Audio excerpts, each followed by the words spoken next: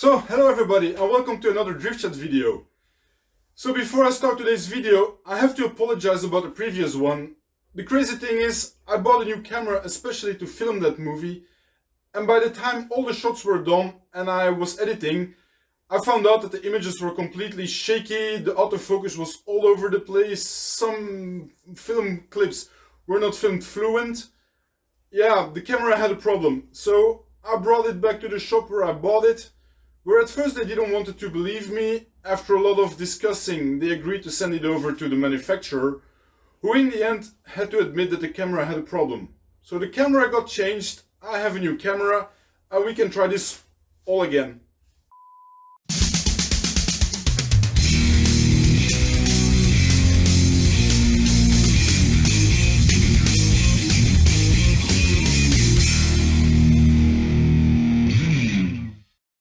So for today's video, I have to admit that since last video I did not change anything on the car. It is still super cold outside, and even inside the shed I'm freezing my you-know-what off. So to change this, I bought one of these cheap Chinese heaters off eBay. So I'm not trying to change this channel into an unbox everything you can get your hands on channel, but sometimes I end up buying things for the car or for the shed that might be interesting for everybody and that I want to show you. At least, if it turns out to be crap, you did not have to spend your money on it. So I ordered it with a German eBay site. It was about 140 euros, 150 with the transport included. That's the box that I received. Let's crack it open and see what's inside. So let's have a look what we got.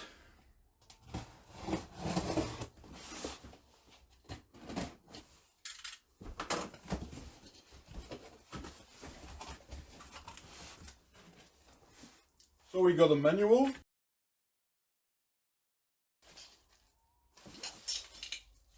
I think this must be the exhaust pipe.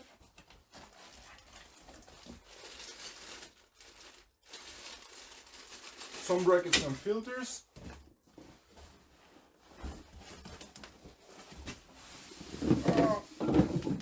And of course the heater itself.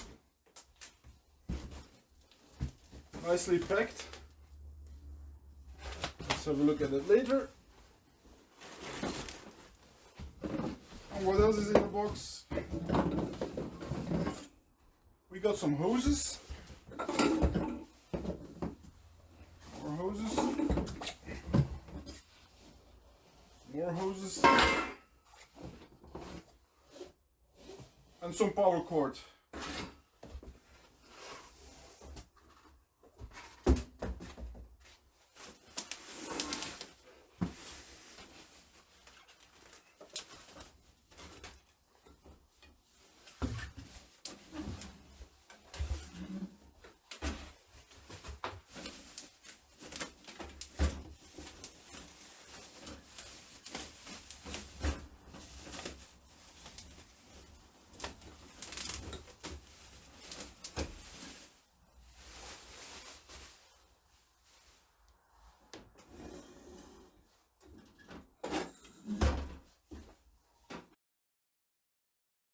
What did we get?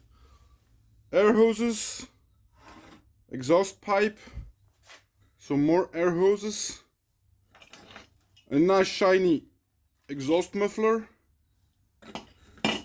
power cable, user manual, some clips, and an air filter, which I don't know if it's really going to work, but because as you can see it's completely see-through. So I have no idea if it's really going to work, but we'll put it on anyway. And next to that we have the big heater.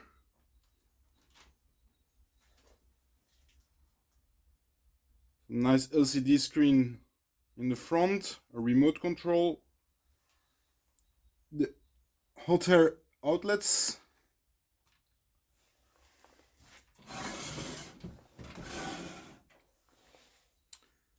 so I have to point out that this one is the 8 kilowatt heater. They also exist in 2 and in 5, but I took the biggest one to heat up the shed. Let's have a look how it looks inside.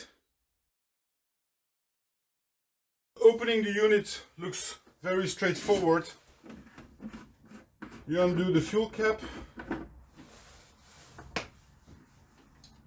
get these latches that come off.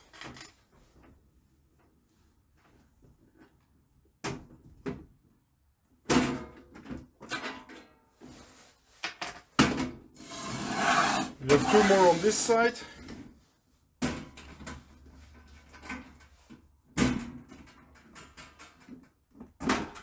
And then the whole top just comes off.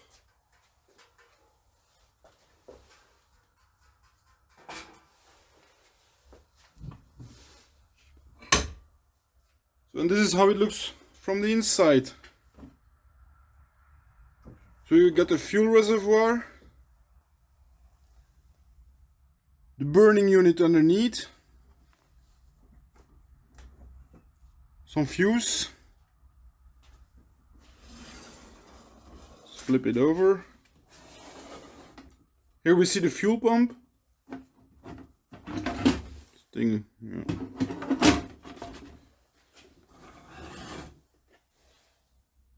So yeah, there's really not much inside. Everything already seems connected, so it must be very easy to put this thing working.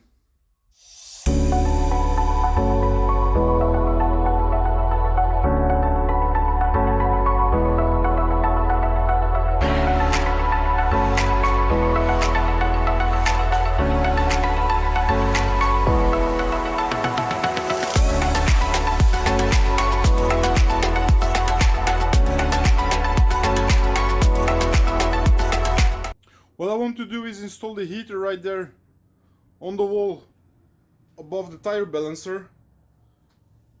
Like that, it's not in my way. And to do so, I bought these two brackets. They will be heavy enough to withstand the weight of the heater. The only thing I have to do first is adjust the mounting holes, as they don't line up. So let's do that.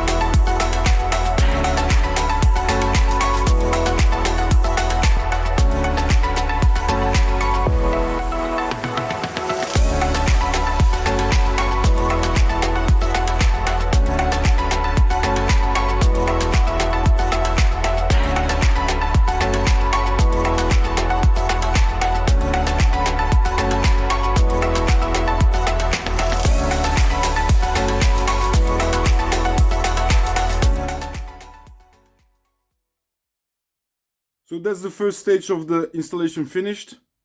The heater is firmly attached to the wall. I just want to show you on the other side how I did it.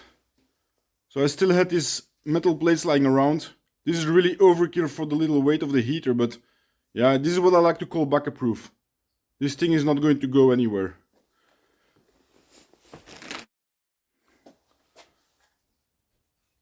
So next step, if you look underneath the heater, you have these two pipe attachments. One is, let me focus this.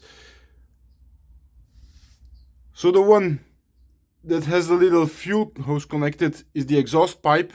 The other one is the air inlet. For that I need to make a hole here in this wall to get some fresh air from outside and get the exhaust gases also vented to the outside. So as I said, next thing to do is make a hole in the wall to get this pipe vented to the outside. Now I've seen a lot of pictures on the internet of people not making these holes big enough and having this extreme hot exhaust pipe touching the wood and setting it on fire. So to cope with that, I bought another little thing out of eBay. Going to unpack it. It was not really that expensive. It was only like 17 euros.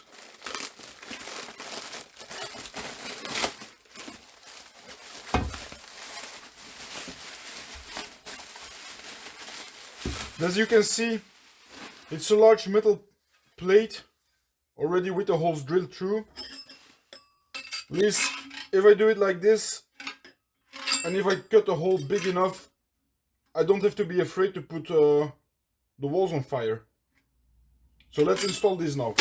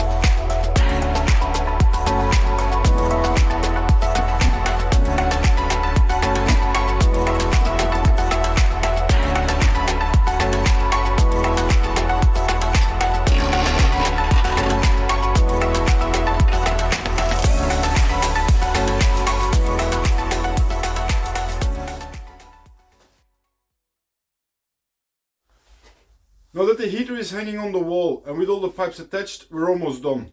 The only thing I have left in my box is this power cable.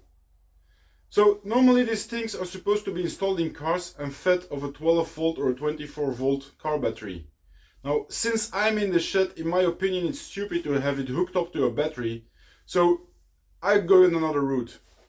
I went to the container park and I found this old computer power supply, which actually also supplies 12 volts. So if you want to use a computer power supply like I do, you need to check that the power supply you're using is sufficient to start up the heater. The startup of the heater takes about 10 amps because of the glow plug heating up. And once it is running, it's only using like 3 or 4 amps just to get the fuel pump and the ventilator running.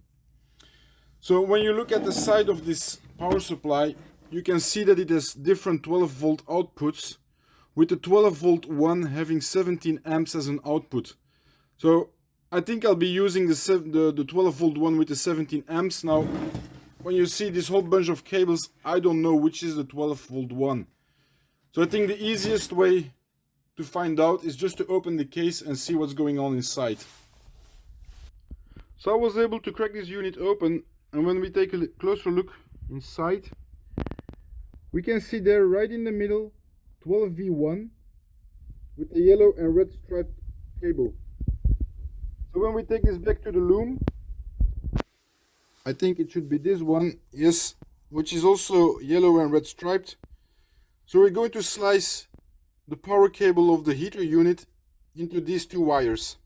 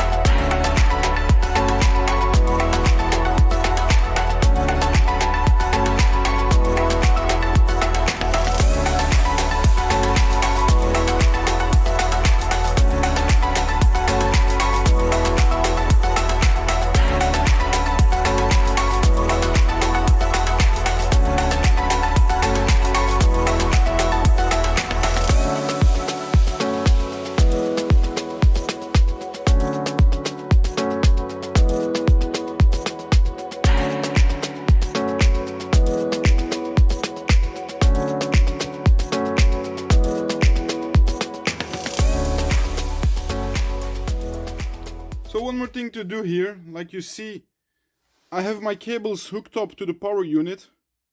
The power unit itself is hooked up to the power line, but still the ventilator is not turning, and my two power leads hooked up to my multimeter also show 0 volts. So the power unit is not transmitting any voltage to my power lines. This is because a power unit from a computer has a hidden on-off switch. So what you need to do to power up this unit is you take the main harness, and on the 4th pin you will see a green wire. This green wire needs to be connected to the black wire on the 3rd pin. And so if I do this with a little jump lead, you will see the unit powering up, the ventilator starts running, and it starts transmitting 12 volts. So I can just connect these two wires, I can hardwire them together. What I actually want to do is take a little switch like this one, put it here somewhere in the casing, so I can put the unit on and off whenever I want without having to disconnect the big power lead.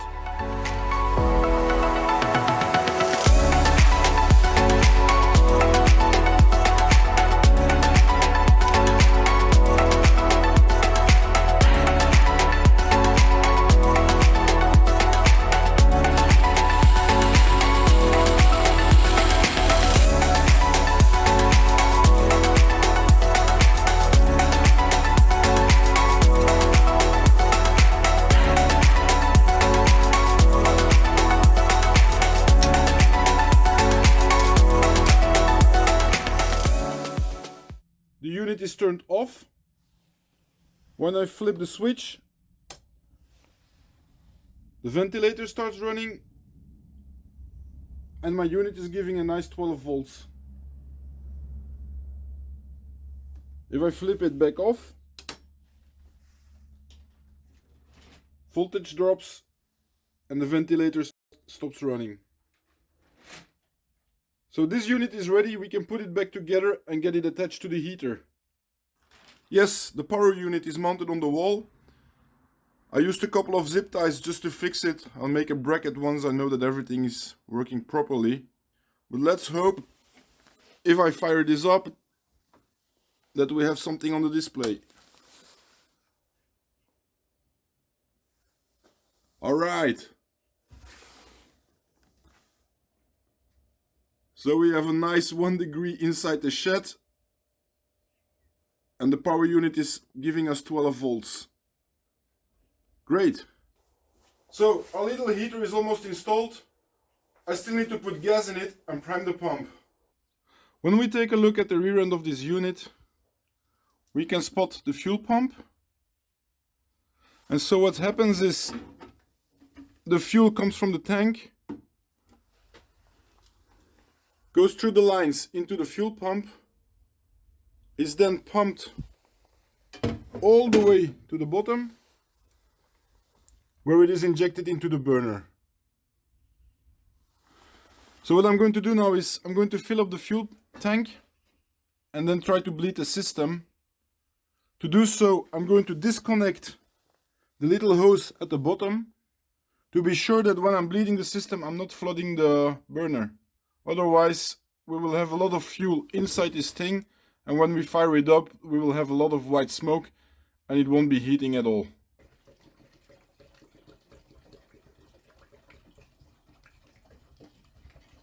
Okay, so according to the manual, what you have to do to bleed a pump: switch the unit on,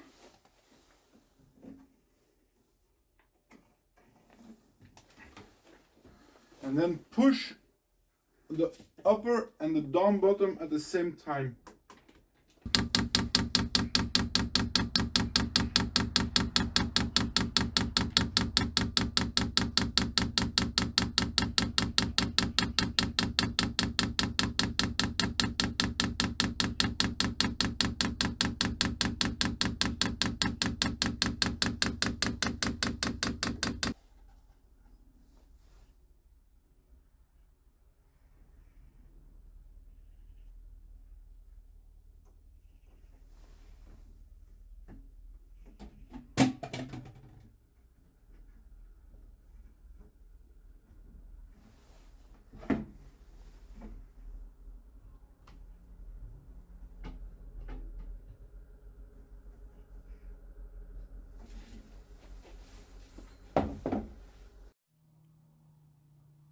So that went great. We're about to fire it up for the first time. So just the final checklist. We have the fuel on top. I got all the locking collars in place to secure the hoses. We've got the power unit that is attached to the rear. This is how it looks like from the outside. We got the air intake together with the air filter and the exhaust pipe with the muffler. The manual says pushing 2 seconds the on button.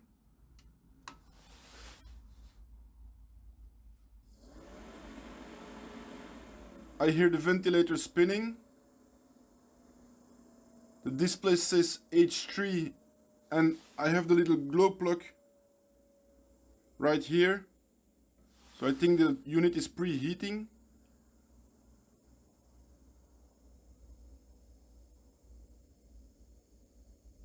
I don't know what it's doing now.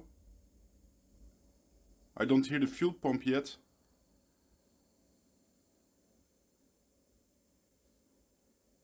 Maybe it needs a little bit more time to heat up, or at least to preheat. That's what the glow plug is for. Once that the unit is hot, normally it shuts down the glow plug, like a normal diesel engine.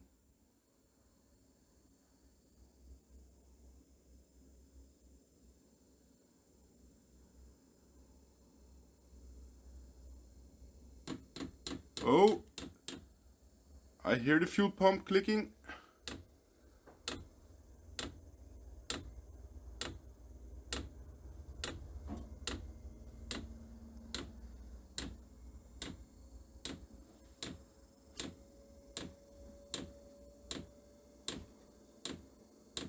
The ventilator starts running faster. I really think this is good news. I'll fast forward a bit and I'll be back with you in like 10 minutes to see what it did.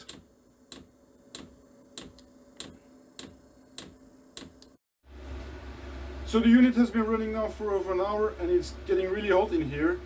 I haven't found any problems thus far. No fuel leaks, no strange noises, everything seems to be working perfectly. Just at startup it was a bit loud, but as soon as it came to the preset temperature, the fuel pump and the ventilator settled down And now with some music in the background, you can hardly hear it running. If you're curious about how much heat this thing is kicking out, I cranked it up all the way to the highest setting, H6. The screen is telling me that we have an ambient temperature inside the shed of 37 degrees, which I think is a little bit too positive, but it's nice warm in here. So when I point my gun at the air outlets, you can see I have readings over 120 degrees. The same thing goes for the exhaust.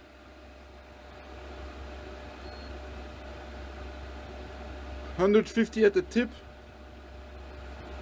which drops as I move along.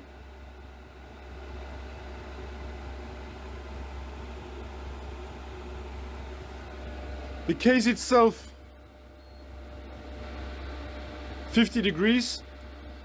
It's hot, but I can still hold my hand against it.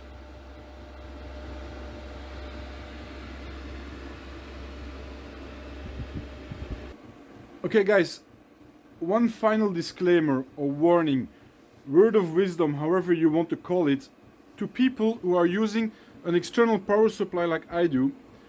Do not use the on-off switch to shut down your heater. So a lot of heat is generated inside the burner and it needs to get cooled down first. This is why these heaters have a built-in cool down program. It stops the fuel pump, but it keeps the ventilator running to help the burner to get rid of its heat. If you would just cut down the power, the ventilator cannot do its job and you might end up frying the internal electronics. To cut down your unit properly, you have to push for 2 seconds on the on-off button. It will display off and you have to wait for the ventilator to stop running. Once that the ventilator stops, this little icon will move to the bottom with a little circle with a minus sign in it. And this is the moment that your unit is really shut down. Once this is done, you can power off your main power unit. That's it for today's video about my little heater. I hope you enjoyed it. I hope you have all the questions to your answers, or maybe it even got you convinced buying one yourself. Just let me know in the comments. I received a phone call about a new potential summer project, so the next video will be definitely car stuff again. Until then, drive safe and take care of yourself.